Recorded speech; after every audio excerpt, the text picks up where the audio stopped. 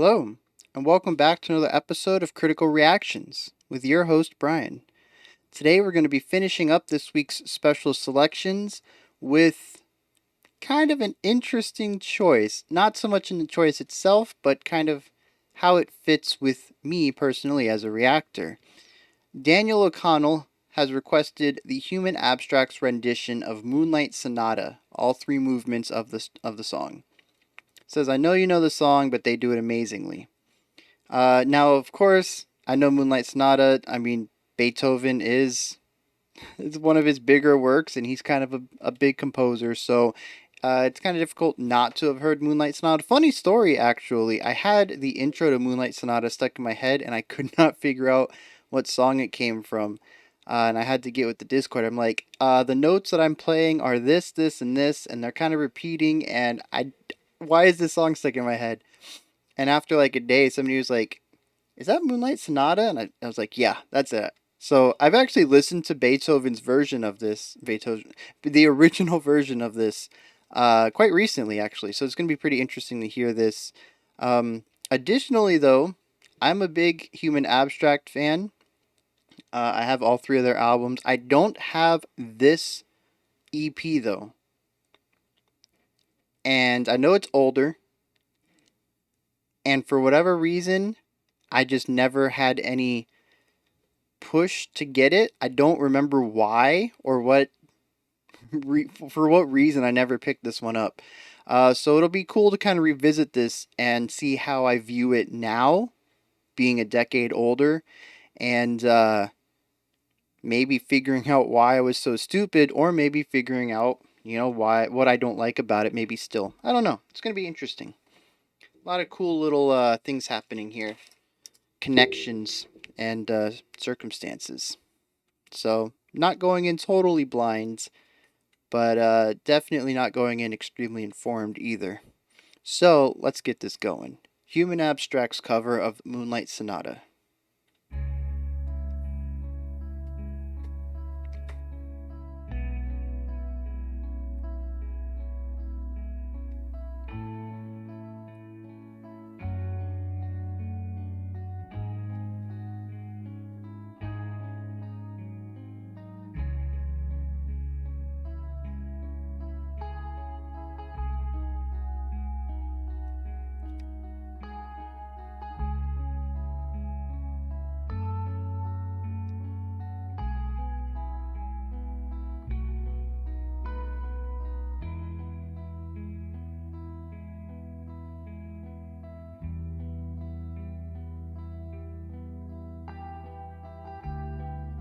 So far, it's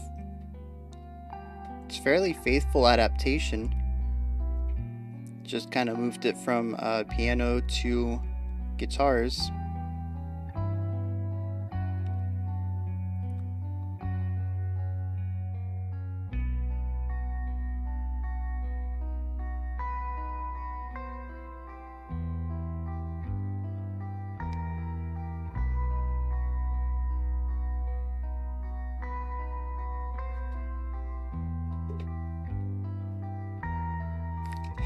Beethoven, the original slow burn composer.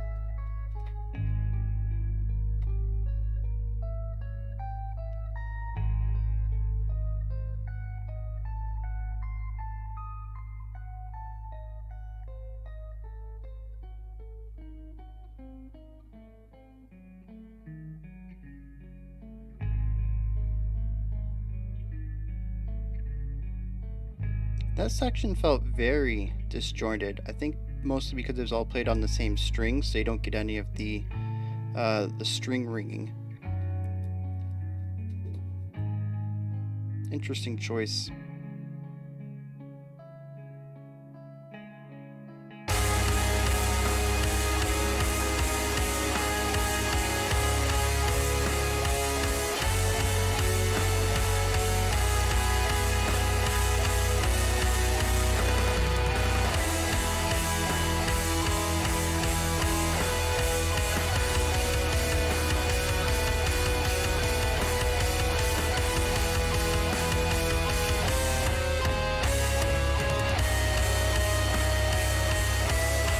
So this is interesting. The mix is weird because I feel like there's some clipping going on. But this reminds me so much of a lot of the works off of Digital Veil, which is where the AJ, the guitarist, actually used a lot of classical ideas in metal music.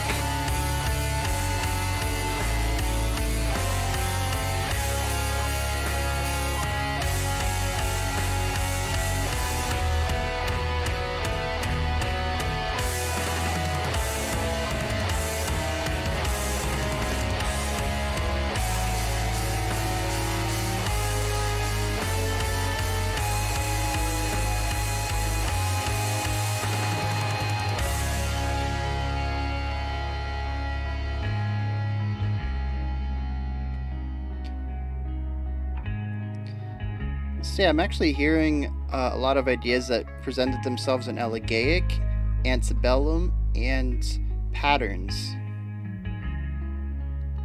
Not so much stuff that was on Nocturne, which makes me think that he didn't employ a lot of these techniques there. He kind of wrote metal music. But Beethoven seemed to have a huge influence over his writings for the Digital Veil album.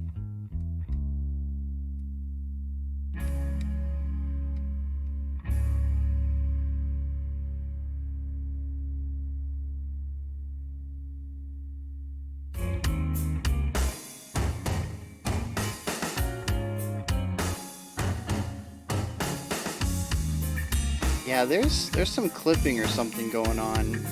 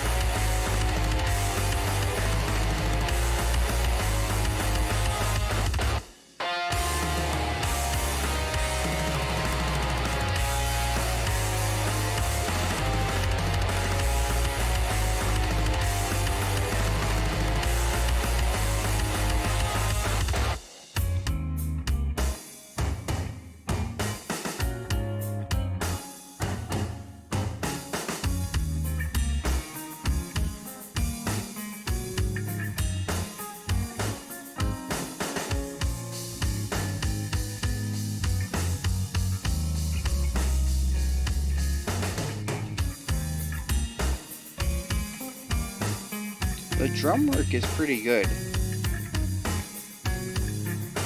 for utilizing it more as an instrument.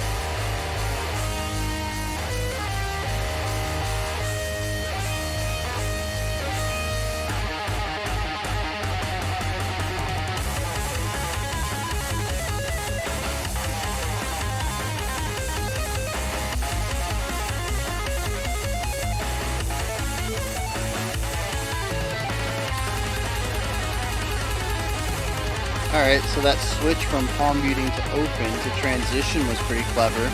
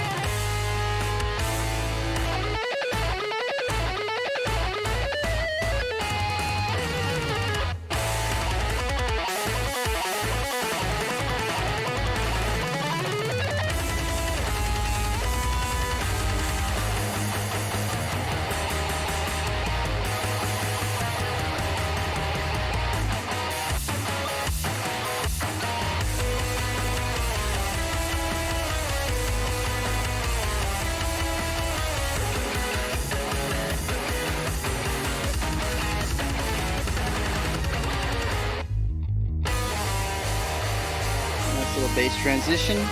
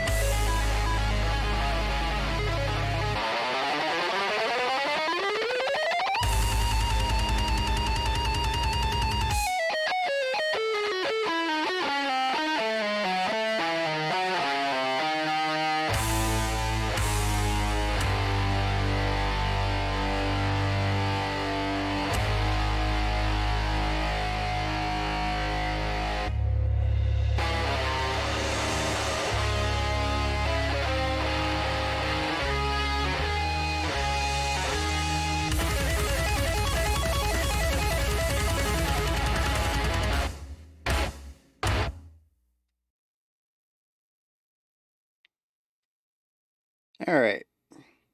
So I was quiet there for most of that last half. For good reason.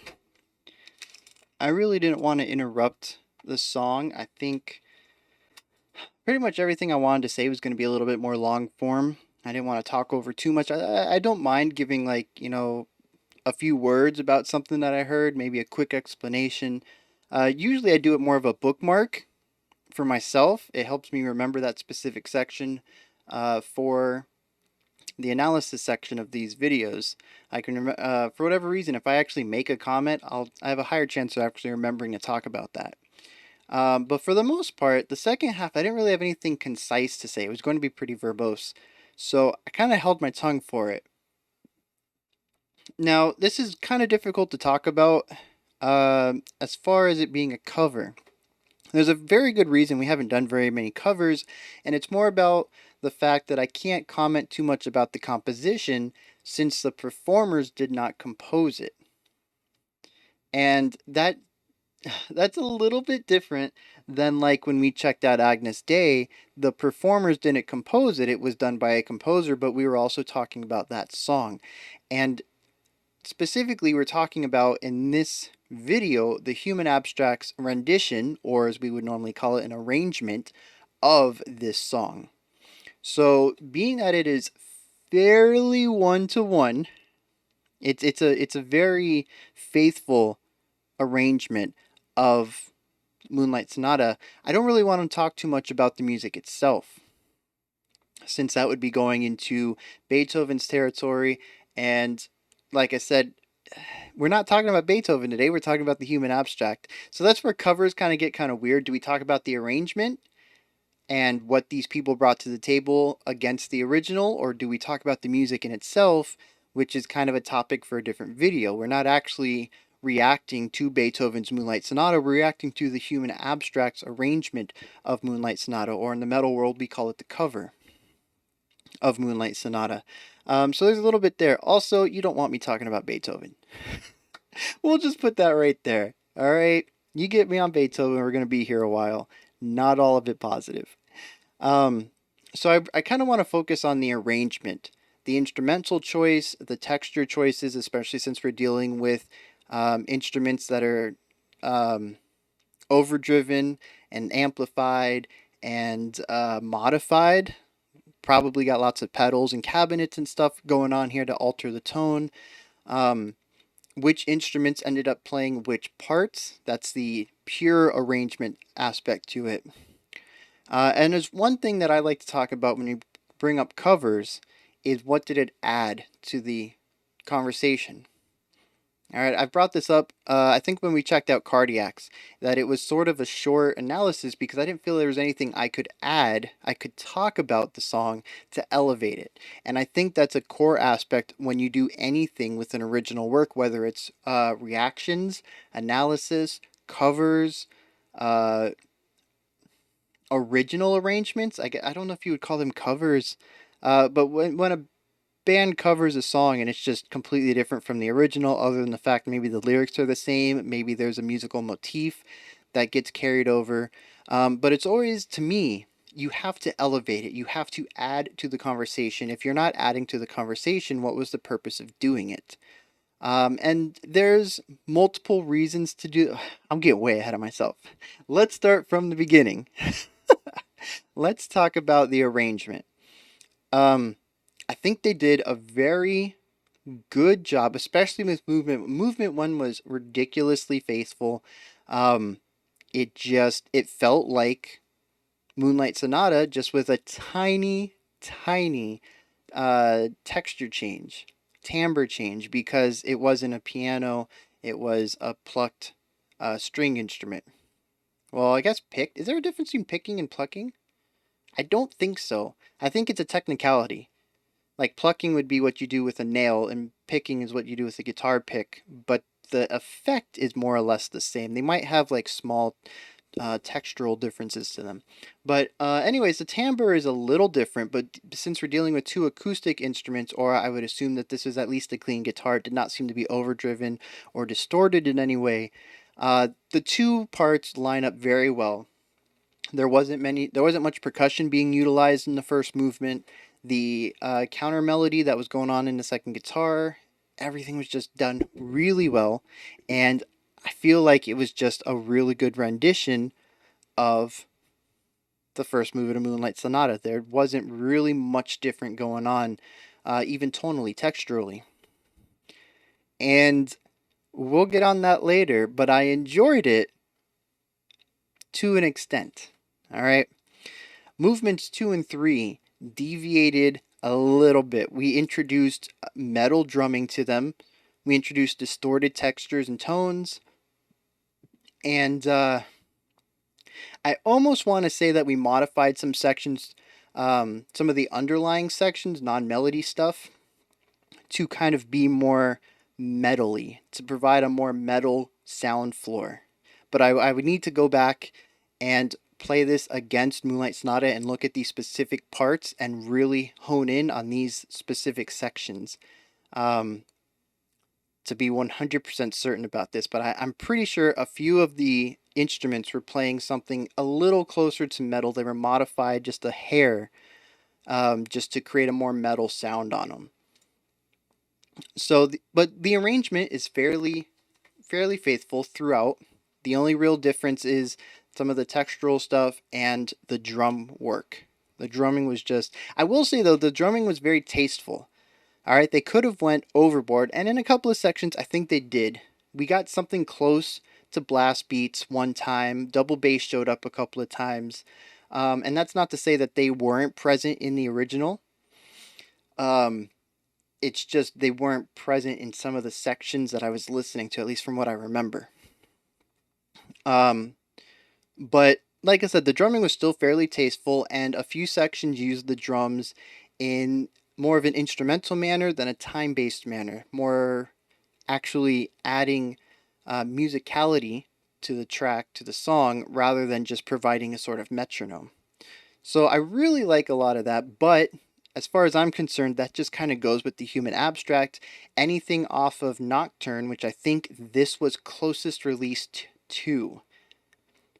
I believe this was released after Nocturne, before Midheaven, so this would have been before AJ quit, and before, in my opinion, their drumming came down a notch in technicality. Um, which, I don't know, you listen to that drum work on Nocturne, and it is phenomenal. Very few times do I think, yeah, he's just sitting there as a metronome. He adds to every section he's in. It's just great. And you can see a lot of that here too, where he's playing it as an instrument to add flavor and texture and ideas to the song rather than just laying down a beat, a metronome for everyone else to play on.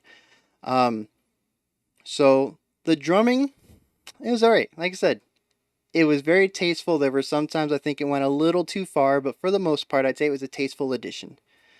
Um, that kind of goes for movement 2 and 3. The first one was the only one that I feel was like 100% faithful right there. Um, so overall, I said the rendition was pretty good. The arrangement, fairly faithful with only a few additions to kind of aid the genre shift. What I do kind of want to focus on a little bit though is the tone and the mix. I don't want to talk too long on this, but it seemed odd. There are lots of places that were clipped. The volume and equalization seemed to be different between the three mixes. It almost felt like they were recorded at 3 different times, possibly with three different setups. They just seem to be so different. I don't know. Maybe that one's just me. They just sound very sonically. They sound very different. Um, and then, like I said, the clipping is just weird. It makes it, we're losing some of the higher end, and it feels a little hollow in some sections because of it.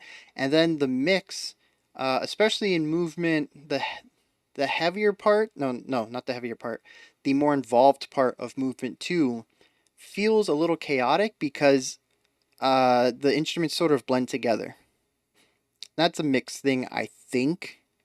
It could have just been poorly recorded, or I don't want to say poorly recorded. It's not like these guys I mean, this could have been recorded in an attic. I don't know, but Nocturne was not poorly recorded, and it's not like they were nobodies at this point. Nocturne was kind of a breakout hit for them, I think. So I don't know what I have no idea what the conditions were that led to this mix, but it is just it's weird. It feels amateur. There's too much stuff that's just being clobbered together. There's clipping in the high end. I mean, it's just I don't it's a very rough mix and I don't know why.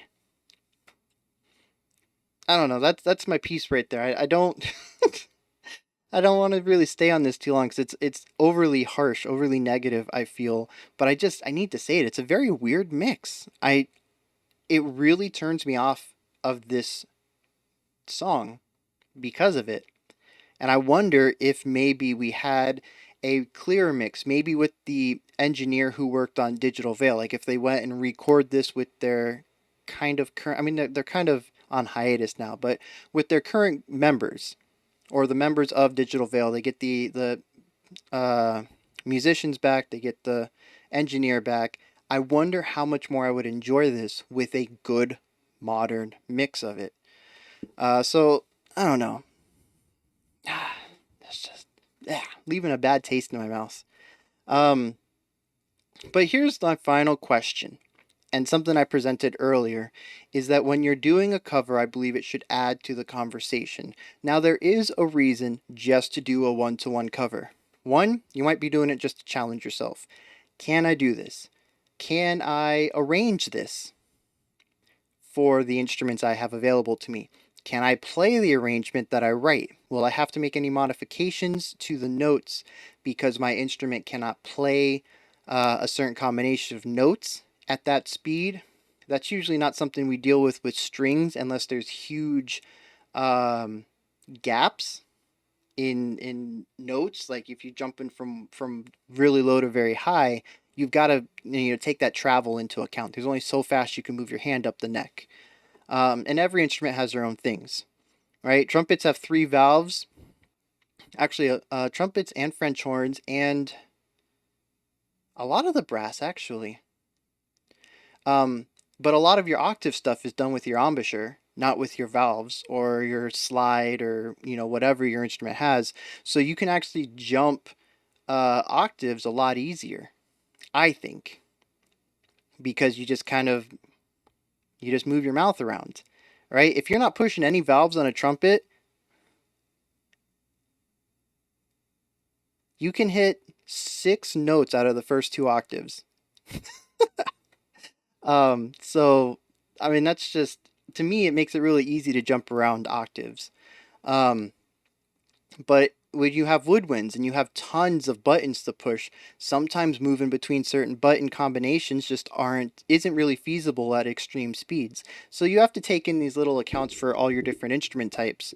So that's another thing you got to think about. Can I arrange this? Can I play it physically on my instrument? Do I have to make any accommodations for my instrument or my own personal playing ability? All right. So maybe you're just doing it to improve yourself or to challenge yourself. Another reason might be to do it financially, I suppose. There's a lot of cover artists on YouTube where they basically just they're a band and they play covers. You also have your cover bands that go do live shows and cover music. It's a gig, I suppose. You're not really adding anything to the conversation, but you're doing it for personal gain, which I guess makes it sound kind of selfish, but we're not gonna deal with that right now. Another reason you might cover a song is uh, to show off some chops. There are a couple channels that cover songs in various voices or with various instruments, and that's a little bit of challenging yourself to arrangement. But I think the final reason, well, maybe not final, this is an exhaustive list, but one of the most important reasons I see is to add to the piece. Maybe the vocals have a sort of sadness in them that the atmosphere of the music did not convey, and you think you can rectify that. You can make something that's more emotionally resonant in the music that reflects what's happening in the lyrics, Or maybe you just don't like that genre, but you really like the lyrics and you want to see what you can do if you transpose it to another genre. There's lots of ways to add to the discussion, to change what has already been made, kind of mold it into something else. And the thing with this one is, I don't really see much being added. This to me is more of a challenge, a personal challenge. Maybe AJ set out, and I know he was having problems feeling pigeonholed into being a metal musician when he really wanted to play classical guitar. I don't know if that had anything to do with this. But this seems to be, can I get the band to play Moonlight Sonata with me? Can we show the world, or can we show myself, that we can mix metal and classical? But it doesn't really do anything to change the ideas of the original song. It still is, for the most part, just Moonlight Sonata with a metal texture to it. And the idea of combining classical and metal works. We've kind of known this for a very long time. Metal has a lot of ties to classical to begin with. So, like I said, to me, this was more of a personal project. The fact that he put it out there for public consumption is, or they, I should say, that they put it out there for public consumption. Possibly, like I said, I think this was an EP that was for purchase. So that's all fine. I just don't really think it adds anything to the conversation of Moonlight Sonata. It's an interesting little piece of entertainment, but I can't really say it adds much. But that's just my personal bias. Some people might listen to this and say, oh, wow, I never heard that part before, because it was hidden in Beethoven's original composition. Maybe they were playing triple pianissimo because he felt like it was a thing that didn't need to be heard too much, but he liked that addition, and these guys might have brought it to the forefront. Little tiny nuances like that are things I'm not going to pick up on, and maybe some people will, and they might think that this helps them appreciate it, and that is fine. If it helps them, then it certainly adds to the conversation for that listener. But for me, it's just, it's like I said, it's more of a personal challenge. I'm glad it exists, but I don't really see how it adds to, the overall conversation of Moonlight Sonata. And that about wraps this up. The only thing I want is to reiterate how much of Movement 1 appears in, or the concepts of Movement 1 appear in the Digital Veil album. AJ really went ham introducing Beethoven's key compositional ideas into that album. Like I said, listening to that first movement, I heard parts of Elegaic, I heard parts of Patterns, I heard parts of um, Antebellum, and they weren't straight up homages. It's not like he ripped the sections out. It's just the ideas, the note relations, and the note lengths, and how they're written and composed together. Just sort of, this song makes me think of those songs. Those sections do. So I think it's really interesting to kind of listen to this in retrospect, knowing what he ended up creating years later, and kind of hearing the influence that I didn't necessarily hear in Nocturne. This was more of a separate thing, whereas, like I said, Digital Veil kind of merged the two worlds, his metal aspect and his classical background. So yeah, very cool. I talked about this for quite some time. Yeah, so thank you for recommending this one. It has been a very long time since I listened to it, and unfortunately, it just kind of reaffirmed why I don't have this album. It's it's an interesting, very well done rendition that just doesn't hit me. Like I said, I'm glad it exists. I think it's very cool, and I'm sure a lot of people enjoy it. But for me, I think I'd rather take the original, or a lot of other covers I would rather listen to than this one. Unfortunately, because I do love the Human Abstract. I think they're phenomenal musicians, and their musicianship shows through here. But the song just, I don't know, didn't do it for me. This is where you guys come in now. Hit me up in the comments. I told you what I thought. This is where you get the chance to tell me what you thought about the Human Abstract's cover of Moonlight Sonata, all three movements.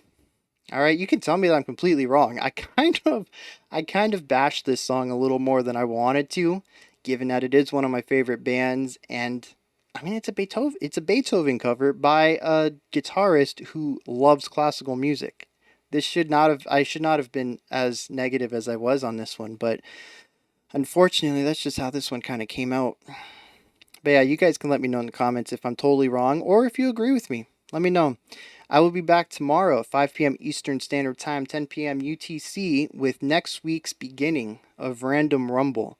We're going to look at 5 randomly selected bands from the reaction spreadsheet, which had like 820 bands in it at the time. So yeah, and hopefully we got a pretty good variety coming up. I'm excited. If you enjoy what's happening on this channel, make sure you check out the description. There's tons of links in there for adjacent stuff. We got Patreon if you'd like to join the Discord community or vote on future themes and bands. That is the way to go about that. It's only $1 a month, which I think is a pretty good deal. There's also links to blocked videos and my Twitter account, which I don't really push that often, but I probably should, right? I post some extra stuff for the videos. Sometimes if I have an extra song that I was like, hey, if you enjoyed this, you should also check this one out. I throw that down there. Anything that I find that's kind of music adjacent, some cool music learning videos that I find, I put in there. I also ask some questions. Just kind of grow the Twitter community, I suppose. I don't know. I get a few replies. There's a few people who follow me, and we got a pretty cool community going over there. But you can always have more, right? You can always have more. Lots of really cool people in the YouTube comments that I'd just like to see other places that are more usable for communication. YouTube comments are not good for communication at all. First of all, notifications are kind of garbage. I can't see when people reply to me. I can only see when people post, and I kind of get a lot of comments. So, yeah, if you're interested in that, you can contact me, chat with me, and I do interact on Twitter. So, yeah, like I said, I'll be back tomorrow. Until then, you guys stay safe out there. Have a fantastic morning, afternoon, or evening. And keep being awesome. I did that so backwards. Whatever. You guys have a good night. I'll be back tomorrow.